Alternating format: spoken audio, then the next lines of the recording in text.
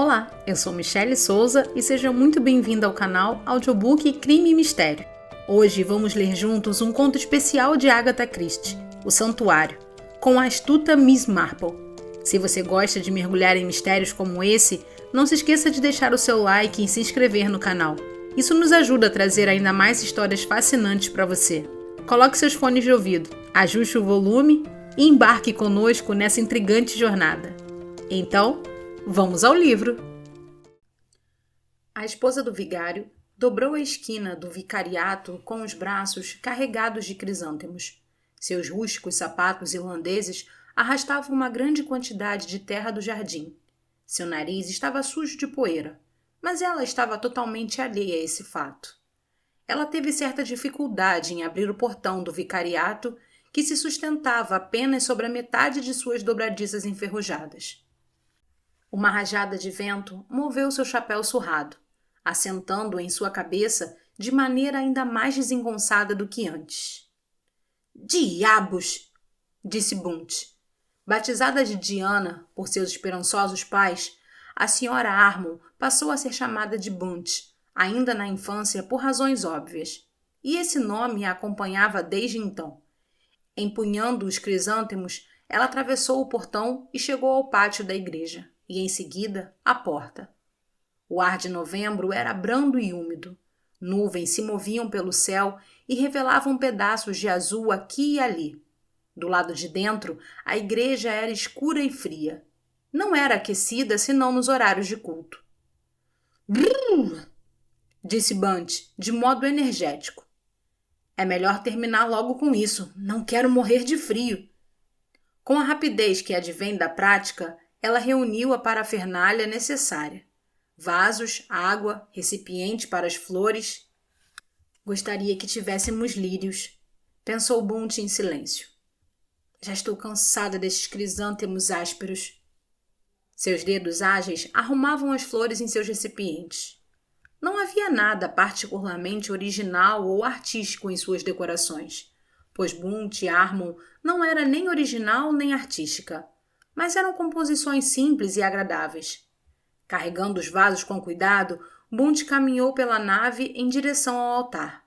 Enquanto ela fazia isso, o sol apareceu. O astro brilhou através da janela leste, que tinha um vitral um tanto tosco, composto em azul e vermelho, presente de uma vitoriana rica que costumava frequentar a igreja. O efeito era quase espantoso em sua repentina opulência. "Como pedras preciosas", pensou Bunte. De repente, ela parou, olhando para sua frente. Nos degraus do presbitério havia um vulto escuro junto ao chão. Depondo com cuidado as flores no chão, Bunte foi até os degraus e se abaixou. Era um homem que estava debruçado sobre si mesmo. Bunte se ajoelhou ao seu lado e lentamente e com muito cuidado virou seu corpo. Seus dedos buscaram o pulso do homem, um pulso tão fraco e oscilante que revelava o estado do seu dono. Assim como a palidez quase enverdeada de seu rosto, não restava dúvidas, pensou Bunte, de que ele estava morrendo. Era um homem de aproximadamente 45 anos, vestido com uma roupa preta surrada. Ela pôs de volta no chão a débil mão que estava segurando e olhou para a outra. Esta estava cerrada sobre o peito. Olhando mais de perto, ela pôde ver que os dedos estavam fechados sobre o que parecia ser um grande maço ou lenço que ele segurava firmemente contra o peito. A mão fechada estava coberta de respingo de cor marrom, que Bunte imaginou ser sangue seco. Bunte voltou a se equilibrar em seus calcanhares, franzindo a testa. Até esse ponto, os olhos do homem tinham estado fechados, mas neste instante eles se abriram de súbito e se fixaram no rosto de Bunte. Eles não mostravam estupefação ou errância. Pareciam totalmente vivos e inteligentes. Os lábios do homem se moveram e Bunte se curvou para ouvir as palavras. Ou melhor dizendo, a palavra. Ele disse apenas: "Santuário." Havia, pensou ela, um pequeno sorriso em seus lábios enquanto ele pronunciava essa palavra. Não poderia haver erro, pois depois de um instante ele disse de novo: "Santuário." Então, Com um longo e lânguido suspiro, seus olhos se fecharam novamente. Mais uma vez, os dedos de Bunt procuraram o pulso do homem. Continuava lá, mas agora ainda mais fraco e intermitente. Ela se levantou decidida. Não se mova, disse. Vou buscar ajuda. Os olhos do homem se abriram novamente, mas ele parecia agora estar com sua atenção voltada para a luz colorida que vinha da janela a leste. Murmurou alguma coisa que Bunt não entendeu muito bem. Ela pensou assustada que poderia ter sido o nome do seu marido. Julian? Ela disse. Você veio aqui procurar Julian? Mas não houve resposta. O homem ficou ali, estendido, a respiração curta e baixa. Bunt virou-se e saiu rapidamente da igreja. Deu uma olhada no relógio e moveu a cabeça com certa satisfação. O Dr. Griffiths ainda estaria em seu consultório, que ficava a uma distância de poucos minutos a pé da igreja. Chegando lá, ela entrou sem bater ou tocar a campainha, passando pela sala de espera para dentro do consultório do médico. O senhor precisa vir, rápido, disse Bunt. Tem um homem à beira da morte na igreja. Passado alguns minutos, o Dr. Griffith levantou-se após examinar brevemente o homem. Seria possível movê-lo daqui até o vicariato? Não creio que haja muita esperança, mas lá eu poderei atendê-lo melhor. Claro, disse Bunt. Vou indo na frente para aprontar as coisas. Vou mandar Harper e Jones para cá, para ajudar o senhor a carregá-lo. Obrigado. Quando chegar ao vicariato, posso telefonar para chamar uma ambulância, mas receio que quando ela chegar... Ele não terminou a frase. Hemorragia interna? Perguntou Bunt. O Dr. Griffith assentiu com a cabeça. Como ele conseguiu chegar até aqui? Ele perguntou. Eu acho que ele deve ter passado a noite toda aqui, disse Bunt reflexiva. Harper destranca a porta da igreja pela manhã, quando sai para o trabalho, mas não costuma entrar. Cerca de 5 minutos depois, o Dr. Griffith colocou o telefone de volta no gancho e voltou para a sala, onde o ferido estava deitado sobre cobertores recém-postos no sofá. Bunt carregava uma bacia com água e organizava as coisas usadas no exame médico. Bem, isso é tudo, disse o Dr. Griffith. Chamei uma ambulância e notificarei a polícia. Ele ficou parado, franzindo a testa, olhando para o paciente que estava deitado de olhos fechados, a mão esquerda se movendo em nervosos espasmos para o lado. Ele foi baleado, disse Griffith. Baleado bem de perto. Ele enrolou seu lenço e o pressionou sobre a ferida para estancar o sangue. Ele poderia ter ido longe depois do acontecido? Perguntou Bunt. Ah, sim. É bem possível. Um homem mortalmente ferido é capaz de se levantar e caminhar ao longo de uma rua como se nada tivesse acontecido. E então desfalecer de repente 5 ou 10 minutos depois. Logo, ele não foi necessariamente baleado na igreja. Não, não mesmo. Ele pode ter sido baleado a uma distância daqui. Claro, ele pode ter atirado em si mesmo, largado o revólver e cambaleado até a igreja. Eu só não entendo por que ele foi até a igreja e não até o vicariato. Ah, isso eu sei, disse Bunt. Ele disse santuário. O médico a encarou. Santuário? Aqui está Julia, disse Bunt, virando a cabeça ao ouvir os passos do marido no corredor. Julian, vem até aqui! O reverendo Julian Harmon entrou no aposento. Seus modos vagos e professorais sempre o faziam parecer muito mais velho do que de fato era. Meu Deus, disse Julian Harmon, olhando de maneira tranquila e curiosa para os instrumentos cirúrgicos e para a figura debruçada sobre o sofá. Bunt explicou a situação em poucas palavras, como era de costume. Ele estava na igreja, à beira da morte. Foi baleado. Você o conhece, Julian? Pensei tê-lo ouvido dizer seu nome. O vigário foi até o sofá e olhou para o homem agonizante. Pobre sujeito, ele disse e sacudiu a cabeça. Não, eu não o conheço. Tenho quase certeza de que nunca o vi antes. Naquele instante, os olhos do homem se abriram mais uma vez. Eles passaram do médico para Julian Harmon e dele para sua esposa. Os olhos estacionaram ali, fitando o rosto de Bunt. Griffith deu um passo à frente. Se você pudesse nos dizer... Ele disse rapidamente. Mas com os olhos fixos em Bunt, o homem disse numa voz fraca. Por favor, por favor. E então, com um leve tremor, morreu. O sargento Hines lambeu a ponta do seu lápis e virou a página do seu caderno de anotações. Então, isso é tudo que a senhora pode nos dizer, senhora Harmon? Sim, isso é tudo, disse Bunt.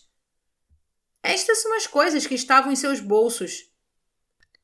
Sobre a mesa, perto do sargento Hines, estava uma carteira, um velho relógio danificado com as iniciais W e S e a parte correspondente à volta de uma passagem de ida e volta para Londres. Nada mais. O senhor descobriu quem ele é? Perguntou Bunt. Um casal, o senhor e senhora Eccles, telefonou para a delegacia. Ele é irmão da senhora, ao que parece. Seu nome é Soundbourne. Já estava mal de saúde e dos nervos há algum tempo. Andava cada vez pior. Anteontem ele saiu de casa e não voltou mais. Levava um revólver consigo. E ele veio até aqui e se deu um tiro com um revólver? Perguntou Bunt. Por quê? Bem, ele andava deprimido. Bunt o interrompeu. Não é isso que estou perguntando. O que quero saber é por que aqui? Como o sargento Hines obviamente não sabia a resposta para aquela pergunta, replicou de maneira evasiva. Bem, ele chegou aqui no ônibus das 5h10. Sim, disse Bunt novamente. Mas por quê? Eu não sei, senhora Harmon, disse o sargento Hines. Não existe nenhuma explicação. Se o equilíbrio mental é perturbado... Bunt terminou a sentença para ele. Eles podem fazê-lo em qualquer lugar, mas ainda me parece desnecessário tomar um ônibus para uma pequena área rural como essa. Ele não conhecia ninguém aqui, não é? Não pelo que pode ser averiguado, disse o sargento Hines. Ele tossiu de modo apologético, enquanto se levantava e disse: Pode ser que o senhor e a senhora Eccles venham até aqui fazer uma visita. Se a senhora não se importar. Não, claro que eu não me importo, disse Bunt. É muito natural, eu só gostaria de ter algo a dizer a eles. Bem, eu tenho que ir, disse o sargento Hines. Fico muito aliviada, disse Bunt enquanto acompanhava o sargento até a porta da frente. Que não tenha sido assassinato. Um carro havia parado em frente ao portão do vicariato. O sargento Hines, olhando rapidamente, comentou. Parece que o senhor e a senhora Eccles já estão aqui, dona, para falar com a senhora. Bunt se preparou para suportar o que ela pensava poderia ser uma difícil provocação. De qualquer modo, pensou, posso chamar Julian para me ajudar se for o caso. Um homem do clero é de grande ajuda quando as pessoas estão desoladas pela perda de um parente. Bunt não sabia exatamente o que esperar do senhor e da senhora Eccles, mas foi acometida ao cumprimentá-los de certa perplexidade. O senhor Eccles era um homem corpulento e vistoso, de modos alegres e brincalhão. A senhora Eccles tinha um ar um pouco esnobe. Sua boca era pequena, bem delineada, sua voz era fina e aguda. Foi um choque terrível, senhora Harmon. Como a senhora bem pode imaginar, ela disse. Eu sei, disse Bunt. Deve ter sido. Sentem-se, por favor. Eu posso oferecer-lhes... Bem, talvez seja um pouco cedo para o chá. A senhora Eckley sacudiu sua pequena mão de dedos curtos. Não, não se incomode, ela disse. É muito gentil da sua parte. Só gostaria de saber... Bem, o que o pobre William disse e todo o resto. A senhora entende? Ele estava fora há tempos, disse o Sr. Eccles. E eu acho que ele deve ter tido algumas experiências muito desagradáveis. Desde que voltou para casa, andava muito quieto e deprimido. Dizia que o mundo não era um bom lugar para se viver e que não tinha nenhuma expectativa quanto ao futuro. Pobre Bill, ele sempre foi um sujeito melancólico. Bunt olhou para eles por alguns instantes sem dizer nada. Ele roubou o revólver do meu marido, continuou a senhora Eccles, sem que percebêssemos. Então, ao que parece, veio até aqui de ônibus. Acho que foi sensível de sua parte. Ele não teria gostado de fazer isso em nossa casa. Pobre homem, disse o Sr. Eccles com um suspiro. Não se pode julgá-lo. Houve outra pausa curta. Então o Sr. Eccles disse: Ele deixou uma mensagem? Últimas palavras? Algo assim? Seus olhos claros observavam Bunt atentamente. A Sra. Eccles também se inclinou para a frente como se estivesse ansiosa pela resposta. Não, disse Bunt em voz baixa. Ele foi para a igreja quando estava à beira da morte, buscando um santuário. Santuário? Disse a Sra. Eccles de maneira confusa. Acho que não estou... O Sr. Eccles interrompeu. Lugar sagrado, minha querida, ele disse impacientemente. É isso que a esposa do vigário quer dizer. Suicídio é pecado, você sabe. Suponho que ele quisesse se redimir. Ele tentou dizer algo um pouco antes de morrer, disse Bunt. Começou dizendo, por favor, mas não foi além disso. A Sra. Eccles colocou seu lenço sobre os olhos e fungou. Ah, querido, é terrivelmente triste, não é? Acalme-se, Pan, disse seu marido. Não se culpe, essas coisas não podem ser evitadas. Pobre Willie. Ele está em paz agora. Bem, muito obrigada, Sra. Harmon. Espero que não a tenhamos estorvado em nada. A esposa de um vigário é uma mulher ocupada, sabemos disso. Eles se despediram com um aperto de mão. Então, Eccles se voltou repentinamente para trás para dizer: Ah, sim, só mais uma coisa. Creio que o casaco dele está aqui, não? O casaco? Bunt franziu a testa. Gostaríamos de ficar com todos os pertences dele. A senhora sabe, são de valor sentimental, disse a Sra. Eccles. Ele tinha um relógio, uma carteira e uma passagem de trem nos bolsos, disse Bunt. Eu entreguei tudo ao sargento Hines. Então está bem, disse o Sr. Eccles.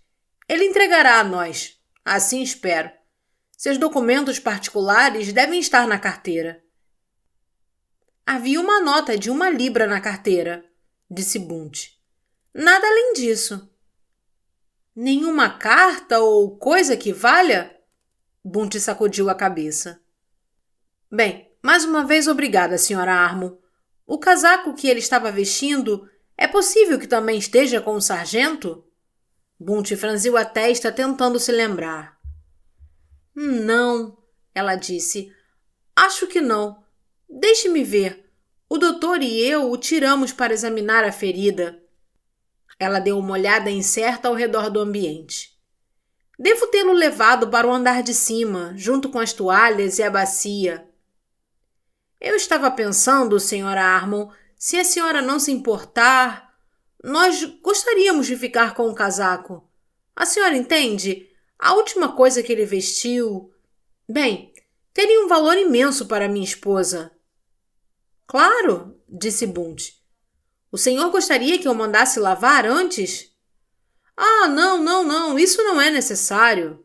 Bunt franziu a testa. Agora eu me pergunto, onde é que... Me dê licença por um momento. Ela subiu as escadas e demorou alguns minutos para retornar. Desculpe-me, disse ofegante.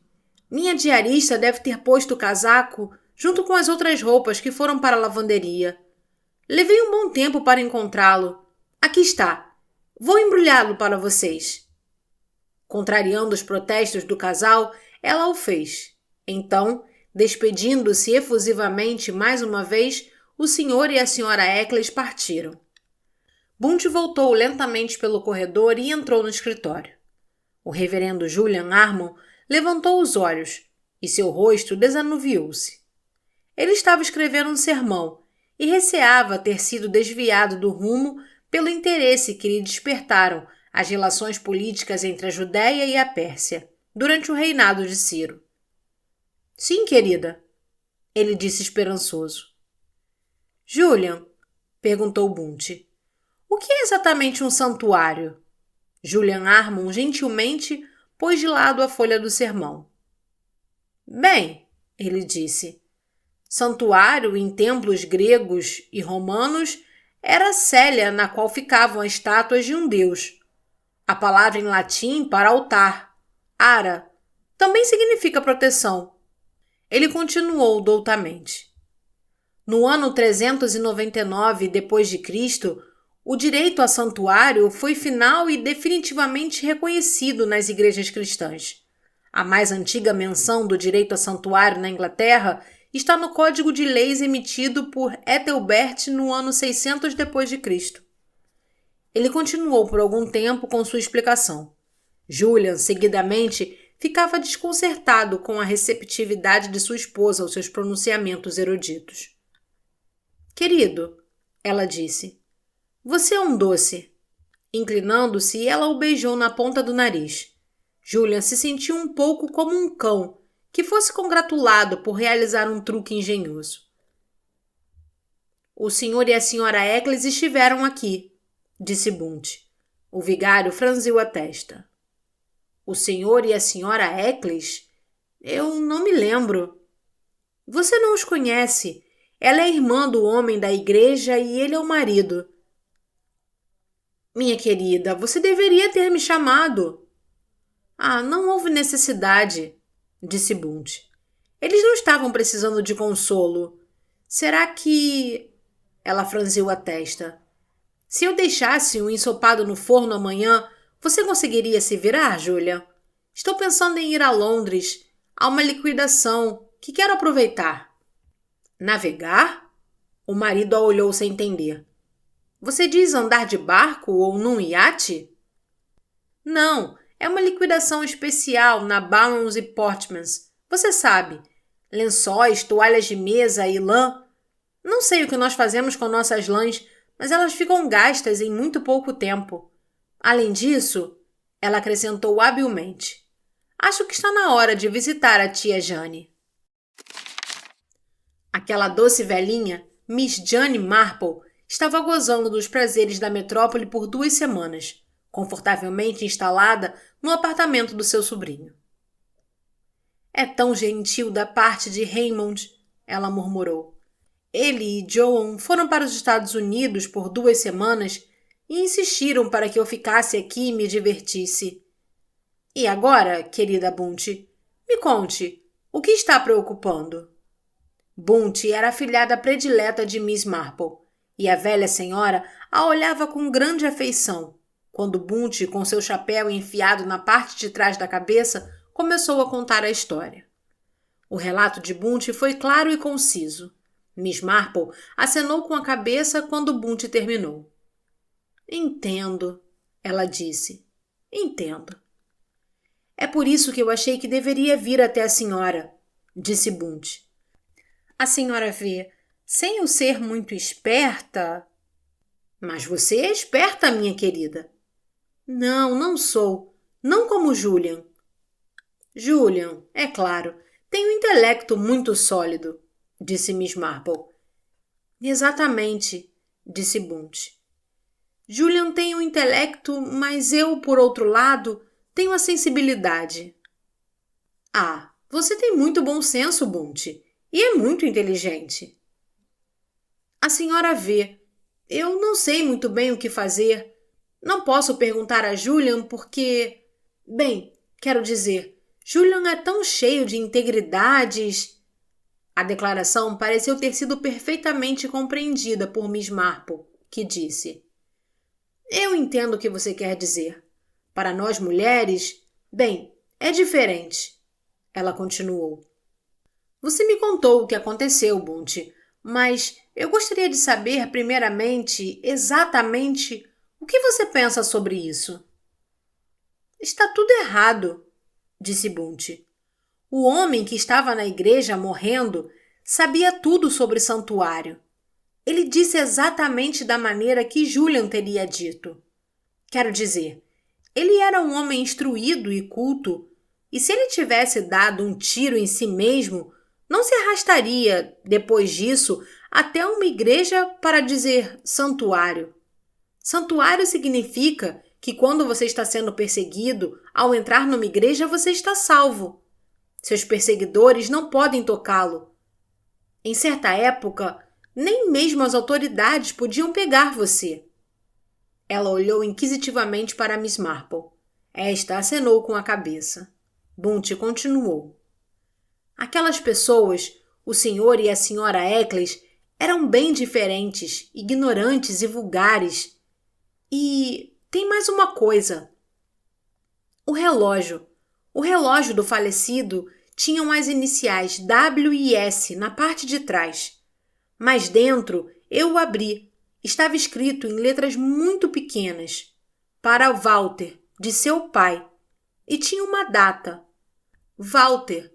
Mas o senhor e a senhora Eccles se referiam a ele como William ou Bill. Miss Marple parecia pronta para dizer alguma coisa. Mas Bunty continuou afobada. Eu sei que nem sempre alguém é chamado pelo nome de batismo. Quero dizer, posso entender que você seja batizado William e seja chamado de peixe ou cenoura ou algo assim. Mas a sua irmã não chamaria você de William ou Bill se o seu nome verdadeiro fosse Walter. Você quer dizer que ela não era irmã dele? Tenho certeza de que não era irmã dele. Eles eram repugnantes, os dois. Foram até o vicariato para pegar as coisas do homem e para saber se ele havia dito alguma coisa antes de morrer. Quando eu lhe disse que ele não havia dito nada, vi apenas uma coisa escrita em seu rosto: alívio. Pensei comigo mesma, concluiu Bunty, que foi Eccles que atirou nele. Assassinato? Disse Miss Marple.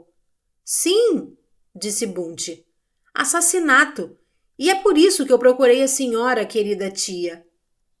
As observações de Bunty pareciam ter parecido incongruentes para um ouvinte comum, mas Miss Marple era famosa, em certas esferas, por desvendar assassinatos. Ele disse, por favor, a mim, antes de morrer, disse Bunty. Ele queria que eu fizesse alguma coisa por ele. O mais triste é que eu não faço ideia do que essa coisa possa ser. Miss Marple refletiu por alguns instantes e então perguntou algo que já tinha ocorrido a Bunty. Mas por que ele estava lá, afinal? A senhora quer dizer, disse Bunty, que se você está procurando um santuário, pode entrar numa igreja em qualquer lugar. Não há necessidade de pegar um ônibus que só sai 4 vezes ao dia e ir até um local isolado como o nosso. Ele deve ter ido até lá com algum propósito, cogitou Miss Marple. Deve ter ido para ver alguém. Shipping Cleghorn não é uma cidade grande, Bunty.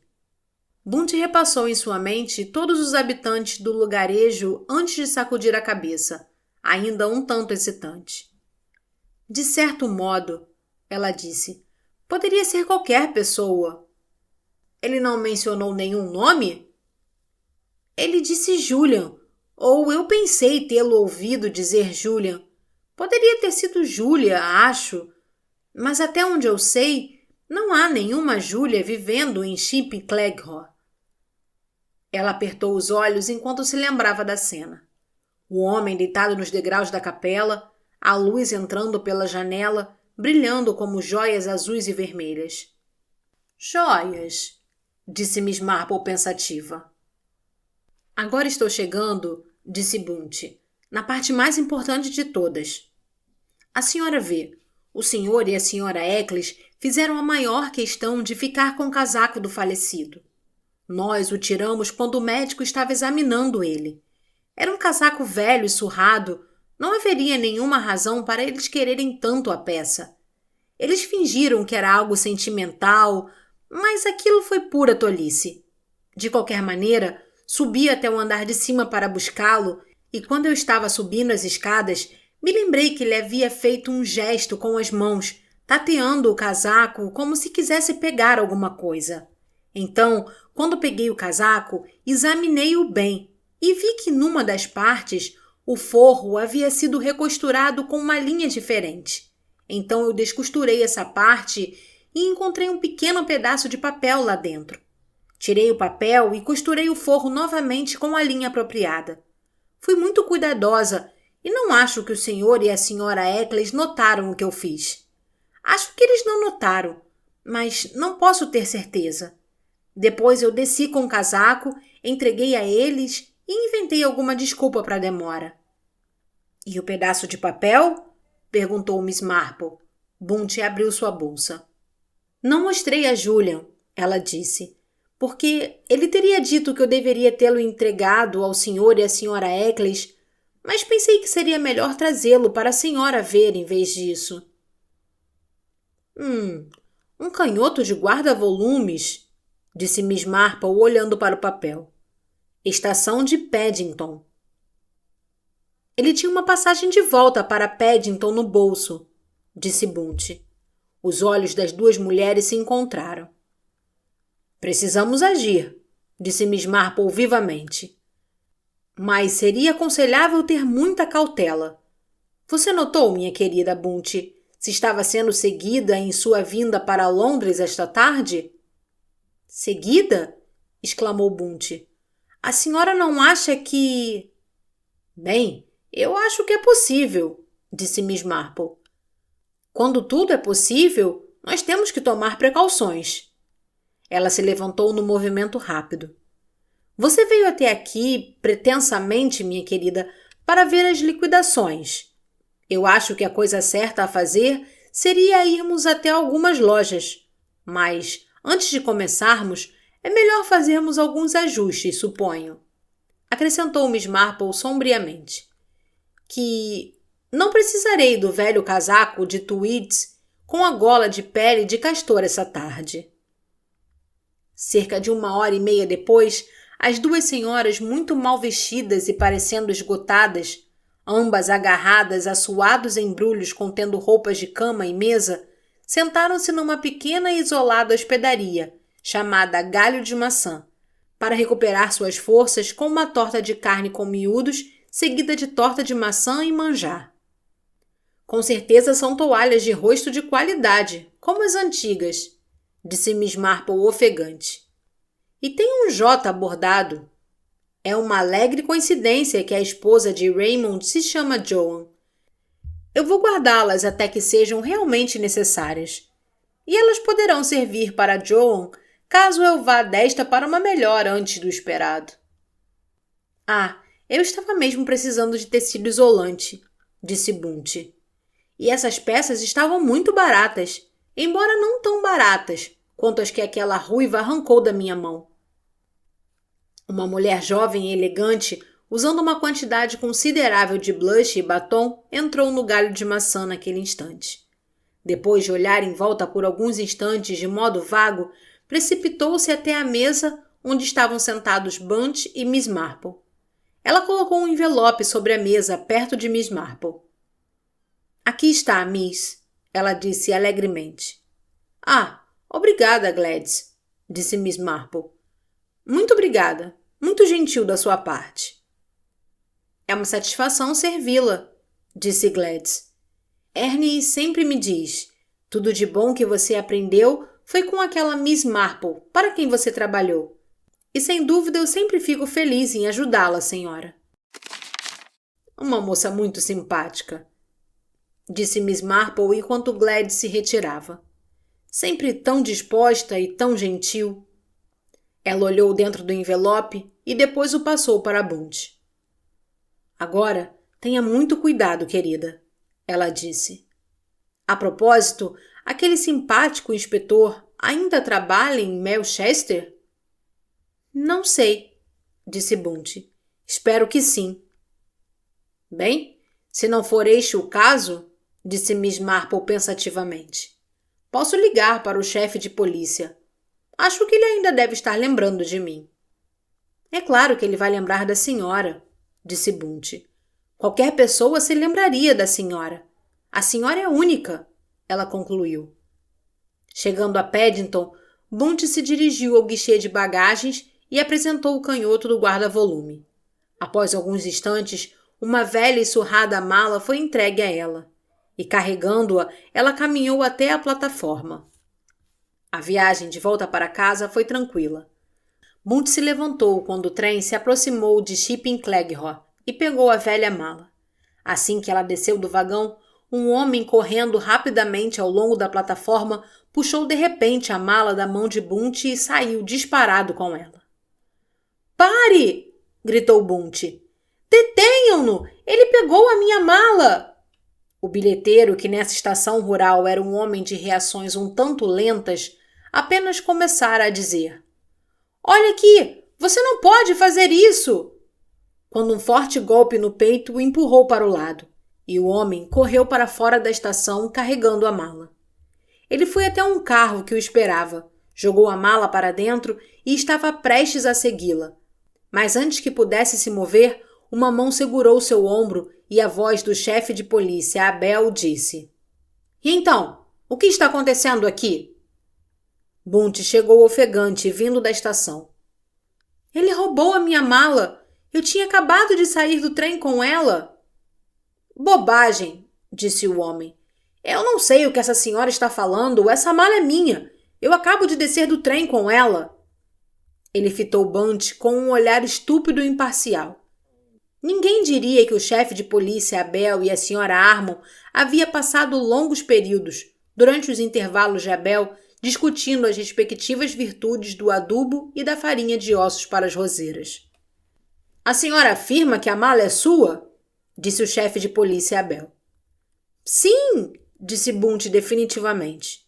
— E o senhor? — Eu digo que a mala é minha. Era um homem alto, moreno e bem vestido. Falava lentamente e agia de maneira superior. Uma voz feminina vindo de dentro do carro disse: — É claro que essa mala é sua, Edwin. Eu não sei do que essa mulher está falando. — Vamos ter que esclarecer essa situação, disse o chefe de polícia Abel. — Se essa mala é sua, madame, diga-me o que tem dentro dela. — Roupas, disse Bunt. Um longo casaco de tweed com gola de pele de castor, 2 blusões de lã e um par de sapatos. — Bem, isso foi claro o suficiente, disse o policial. Ele voltou-se para o outro. — Eu sou figurinista de teatro, disse o homem arrogantemente. Essa mala contém objetos cenográficos que eu trouxe até aqui para uma performance amadora. — Muito bem, senhor, disse o chefe de polícia Abel. — Bem, vamos ter que dar uma olhada, não é? Podemos ir até a delegacia de polícia ou, se estiverem com pressa, podemos levar a mala até a estação e abri-la lá mesmo. — Para mim está bem, disse o homem moreno. A propósito, meu nome é Moss, Edwin Moss. O chefe de polícia, carregando a mala, voltou para a estação. Só vou levar isso até o setor de despacho. George, ele disse ao bilheteiro. O chefe de polícia, Abel, colocou a mala sobre a bancada do despacho e puxou o fecho para trás. A mala não estava chaveada. Bunt e o Sr. Edwin estavam um de cada lado do policial, seus olhos se encontrando no mesmo sentimento de vingança. — Ah! Disse o chefe de polícia Abel, conforme puxava a tampa. Do lado de dentro, primorosamente dobrado, estava um surrado casaco de tweed com uma gola de pele de castor. Havia também 2 blusões de lã e um par de sapatos. — Exatamente como a senhora havia dito, madame, disse o policial, voltando-se para Bunt. Ninguém podia dizer que o Sr. Edwin Moss não fazia as coisas direito. Sua consternação e remorso foram impressionantes. Ora, me desculpe, ele disse.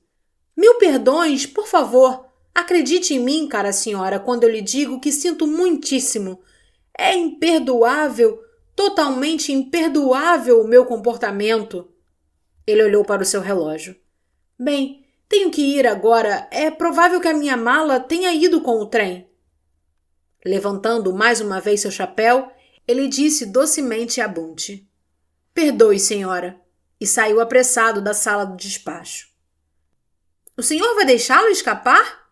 Perguntou Bunty em tom conspirador ao chefe da polícia. Ele não irá muito longe, dona, ele disse. Quero dizer, ele não irá muito longe sem que seja visto, se a senhora me entende.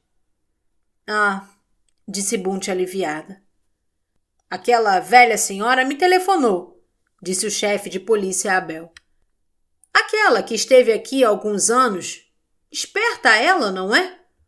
Mas hoje teve muito movimento por aqui e provável que o inspetor ou o sargento fale com a senhora amanhã de manhã. Foi um inspetor quem compareceu. Um inspetor Craddock, de quem Miss Marple havia se lembrado. Ele cumprimentou Bunty com um sorriso nos lábios como um velho amigo. Mais um crime em Shipping Cleghorn, ele disse animadamente. Aqui não se sente falta de emoção, não é, senhora Harmon? Eu estaria satisfeita com bem menos, disse Bunty. O senhor veio para me fazer perguntas ou para me contar alguma coisa, afinal? Primeiro eu vou lhe contar algumas coisas, disse o inspetor. Para começar, o senhor e a senhora Eccles já estavam sendo vigiados havia algum tempo. Há suspeitas de que eles estejam envolvidos em diversos roubos na região. E mais, embora a senhora Eccles tenha um irmão chamado Sandbourne, que recentemente voltou do exército, o homem que a senhora encontrou agonizando na igreja ontem definitivamente não era Sandbourne. Eu sabia que não era ele, disse Bunty. Para começar, seu nome era Walter e não William. O inspetor concordou com um aceno de cabeça. O nome dele era Walter St. John e ele havia fugido da prisão de Sherrington 48 horas antes. Claro, disse Bunty baixinho para si mesma. Ele estava sendo perseguido pela lei e procurou um santuário. Então ela perguntou. O que ele havia feito? Vou ter que retroceder bastante para lhe contar. É uma história complicada. Há muitos anos havia uma certa dançarina que apresentava números num teatro de variedades. A senhora provavelmente nunca ouviu falar dela, mas ela havia se especializado numa dança de As 1001 Noites, Aladim na Caverna das Joias, como era chamada. Ela usava alguns diamantes falsos e pouquíssimas roupas. Não era uma grande dançarina, mas era bem atraente. De qualquer modo, um nobre asiático se apaixonou por ela. Entre outras coisas, ele a presenteou com um magnífico colar de esmeraldas. As históricas joias do Rajá? Murmurou Bunty extasiada. O inspetor Craddock tossiu. Bem, uma versão mais moderna, Sra. Harmon. O caso não durou muito tempo. Acabou-se quando a atenção do potentado foi capturado por uma estrela de cinema, cujas exigências eram bem menos modestas. A dançarina, vamos chamá-la de Zobeida, seu nome artístico, ficou com o colar, e este foi roubado pouco tempo depois. O colar desapareceu do seu camarim no teatro, e havia uma suspeita fundada das autoridades de que ela mesma haveria planejado o sumiço. Esse tipo de coisas era um golpe para chamar atenção, para encobrir algo ainda mais desonesto. O colar nunca foi recuperado, mas durante o curso da investigação, a atenção da polícia se voltou para esse homem, Walter St. John. Era um homem de boas maneiras e boa formação, que havia entrado em decadência e trabalhava como vendedor de joias para uma firma um tanto obscura, que era suspeita de ser receptadora de joias roubadas. Havia evidências de que esse colar havia passado por suas mãos. Porém, foi só quando se pôde provar a sua ligação com outro ladrão de joias que ele foi enfim levado a julgamento e condenado à prisão. Sua pena não seria muito longa, por isso sua fuga pegou a todos de surpresa. Mas por que ele veio até aqui? Perguntou Bunt. É isso que nós queremos descobrir, Sra. Armon. Seguindo seu rastro, parece que ele foi primeiro a Londres. Não visitou nenhum de seus antigos sócios, mas visitou uma senhora idosa, a Sra. Jacobs, que havia sido figurinista de teatro anteriormente. Ela não quis dizer uma palavra sobre o motivo da sua visita, mas, de acordo com outros inquilinos da residência, ele saiu de lá carregando uma mala. Entendo, disse Bunt. Ele deixou a mala no guarda-volumes em Paddington e veio até aqui. A essa altura, disse o inspetor Craddock, Eccles e o homem que se apresentou como Edwin Smalls já estavam em seu encalço. Eles queriam aquela mala. Eles o viram entrar no ônibus. Devem ter vindo de carro um pouco à frente e esperado que ele saísse do ônibus. E então ele foi assassinado, disse Bunt. Sim, disse Craddock. Ele foi baleado. O revólver era de Eccles, mas eu acho que foi Moss quem atirou. Agora, Sra. Armon, o que queremos saber é: onde está a mala que Walter St. Jones de fato guardou na estação de Paddington? Bunt deu uma risada. Acho que já deve estar com a tia Jane, ela disse. Quero dizer, Miss Marple. Esse era o plano dela. Mandou uma antiga empregada fazer uma mala com algumas coisas dela e depositá-la no guarda-volumes de Paddington. Depois, nós trocamos de recibo. Retirei a mala que a empregada havia deixado e a trouxe de trem. Miss Marple já estava prevendo que haveria alguma tentativa de tomar a mala de mim. Foi a vez do inspetor Craddock rir. Foi o que ela disse quando telefonou. Vou até Londres para vê-la.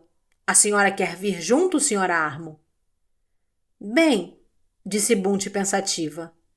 Bem, para falar a verdade, é uma grande coincidência. Eu tive uma dor de dente na noite passada, então realmente devo ir a Londres para fazer uma visita ao dentista. Não devo? Definitivamente, disse o inspetor Craddock. Miss Marple correu os olhos do rosto do inspetor Craddock diretamente para o rosto ávido de Bunt Armon. A mala estava sobre a mesa.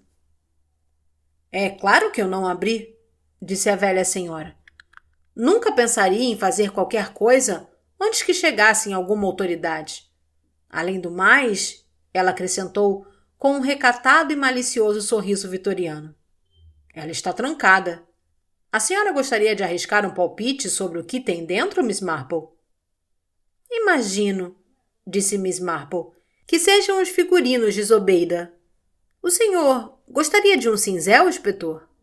O cinzel logo cumpriu sua função. As duas mulheres deram uma leve arfada quando a tampa abriu. A luz do sol vinda da janela iluminou o que parecia um inesgotável tesouro de joias brilhantes, vermelhas, azuis, verdes e laranjas. A caverna de Aladim, disse Miss Marple. As joias falsas que a garota usava para dançar. Ora, disse o inspetor Craddock, o que há de tão precioso nisso para que um homem tenha sido assassinado em nome de sua captura? Ela era uma garota esperta, acredito, disse Miss Marple pensativamente. Ela já está morta, não está, inspetor? Sim, morreu há 3 anos. Ela tinha um valioso colar de esmeraldas, disse Miss Marple mediativamente. Retirou as pedras do cordão e as juntou aqui e ali em uma fantasia de teatro, onde todas as veriam como meras pedras de vidro colorido. Então, mandou fazer uma réplica do colar verdadeiro, e essa réplica, obviamente, é que foi roubada. É por isso que nunca chegou ao mercado. O ladrão logo descobriu que as pedras eram falsas. Tem um envelope aqui, disse Bunt, empurrando algumas pedras brilhantes.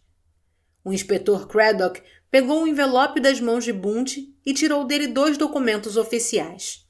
Leu em voz alta. Certidão de casamento entre Walter Edmund St. John e Mary Moss. Esse era o verdadeiro nome de Zobeida. Então eles eram casados? Disse Miss Marple. Muito bem.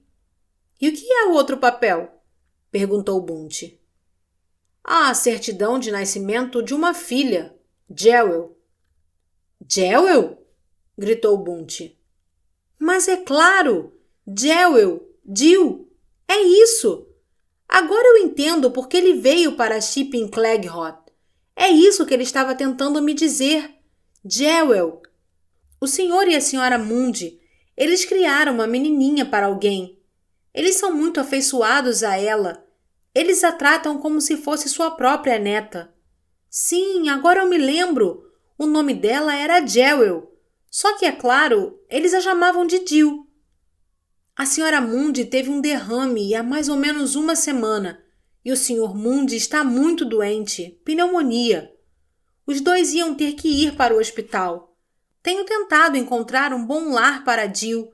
Não queria que ela fosse levada para uma instituição.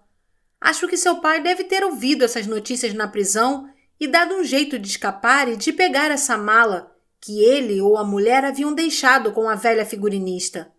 Suponho que se as joias de fato pertenciam à mãe, elas podem ser usadas para ajudar a menina agora.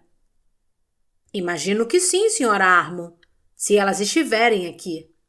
Ah, elas estão aqui, certamente, disse Miss Marple alegremente.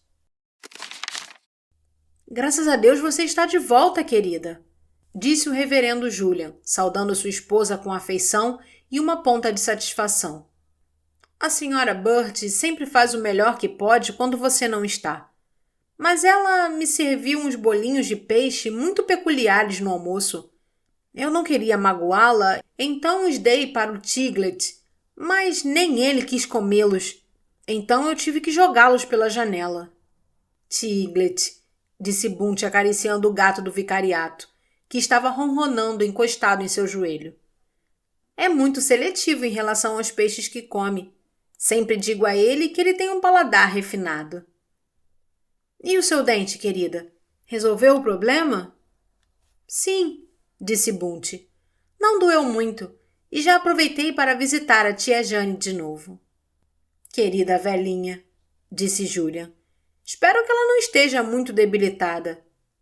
Nem um pouco, disse Bunt com uma risada. Na manhã seguinte, Bunt levou uma leva fresca de crisântemos para a igreja. O sol estava mais uma vez vertendo pela janela leste, e Bunt parou nos degraus do altar sobre a luz brilhante. Numa voz muito baixa e suave, ela disse: A sua menininha vai ficar bem. Vou cuidar para que isso aconteça, eu prometo. Então, ela arrumou a igreja, foi até um banco e se ajoelhou por alguns momentos para fazer suas preces. Depois, teria que retornar ao vicariato para enfrentar as tarefas acumuladas de 2 dias de ausência.